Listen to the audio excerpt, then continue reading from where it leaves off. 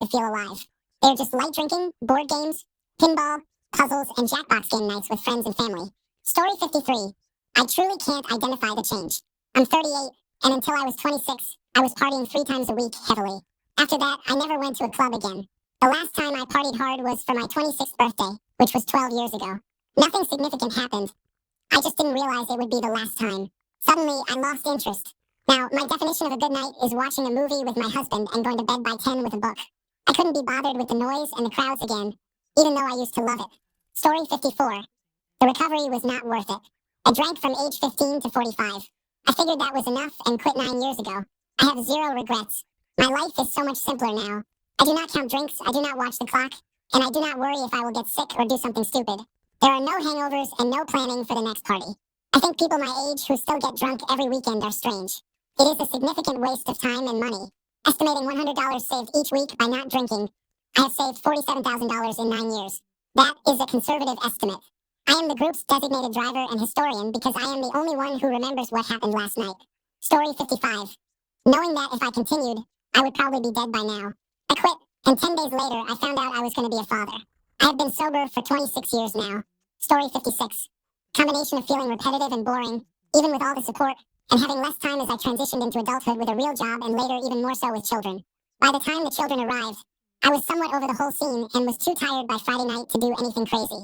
I usually prefer to relax at home and spend time with my wife or, at most, have a few beers with my friends in the early evening and return home early. Story 57. When you mention a party, do you mean drinking or staying up late? I still drink occasionally, and I only stay up late when insomnia strikes. What changed my perspective was that I initially drank to tolerate the people around me. Once the hangovers became unbearable, I realized I didn't enjoy their company. I dislike loud noises. My ideal party involves inviting people over for tea, crafts, or watching a television show together. I've never hosted an introvert party, but I am definitely looking forward to it. Story 58. I cannot tolerate intoxicated individuals, and I sincerely cannot tolerate myself either. At a certain point, it is no longer amusing. Drama occurs and someone behaves arrogantly. I may still have a drink or two, but a 12-pack now lasts me approximately 2 weeks. Story 59. The people at the parties, especially as you get older, cling to youth instead of looking forward, which is extremely depressing. Story 60. Nothing changed my mind. It was a mix of the realization of how much money and time I spent on drinking, along with the fact that everyone I partied with, including myself, moved away or got married and had children. Story 61. Nothing drastic, really. I just got bored of it eventually. I started partying when I was 15, and by my mid-20s, I was already done. Story 62. I woke up in the middle of a blackout to someone on top of me, and though I considered it rape, my friends don't, because they think it was my fault for getting blackout drunk. I struggle with it. Some days I agree with them, some days I feel I know it was rape, and other days I wonder if he was super drunk too. I don't know because I ran out of that room as soon as I came to. Anyway, I definitely don't drink like that anymore. Story 63. I'm now 42 years old and have decided to go back to school to study physiotherapy. I also work and train a lot. Since hangovers could last several days for me and often made me feel unwell after just a beer or two, I realized I no longer had the margin for that. There is too much else going on, and I need my brain and body functioning at 100%. So I quit drinking completely. I still love going to concerts, though. Now that I am older, I do not care as much about what others think, so I dance and have fun without needing to be drunk. Story 64. People have gotten older, and the younger crowd today is constantly on their phones and not fully present, making parties feel too restrained. They aren't letting loose like we did in the 1990s, 2000s, and 2010s. It just feels boring now. The best gatherings are now at my friends' homes, with their custom sound systems, homemade craft beer, premium liquor, and quality cannabis, while our partners enjoy the evening and the grandparents watch the children. We also start with lunch and wrap up around 10 p.m. to 11 p.m. at the latest midnight so we can still function the next day. Story 65. I am an introvert. Yes, I attended my share of parties, sorority mixers, and similar events in my day, but they were never enjoyable for me. I dislike crowds, so small get-togethers suit me better. Story 66.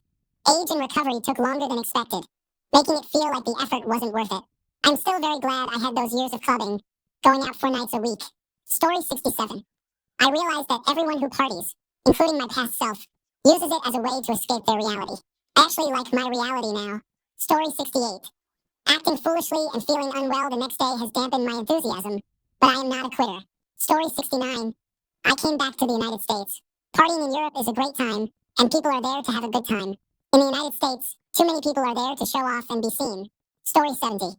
I will surely die one day, and I don't want it to be painful or traumatic for my loved ones, or too soon. I desire some indulgence, but ultimately I do not want my time to be cut short. Story 71. Spending over $50 to $80 a night on drinks and food was a regular occurrence for me. I wasn't a party person every weekend, but I did it often enough.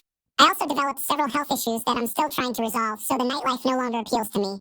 I do miss having the desire sometimes, but I don't miss feeling terrible. I can't count how many times I've been hungover at work, thinking to myself, I'll just drink water tonight and tomorrow will be fine. Unfortunately, that never worked for me. Story 72. Once I reached my late 20s and early 30s, and hangovers began lasting 3 to 4 days, I realized it just wasn't worth it anymore. Story 73. It just wasn't fun anymore. Hangovers got worse. I did it to be social and meet people because I am awkward when sober, but then I met my husband, who has to be sober due to being on parole. Now, I have no need to meet people in that way. Story 74. Most of my friends from college got married and had children or moved away. Now in our 30s, we don't have the energy for much besides sitting around a bonfire and chatting. Story 75.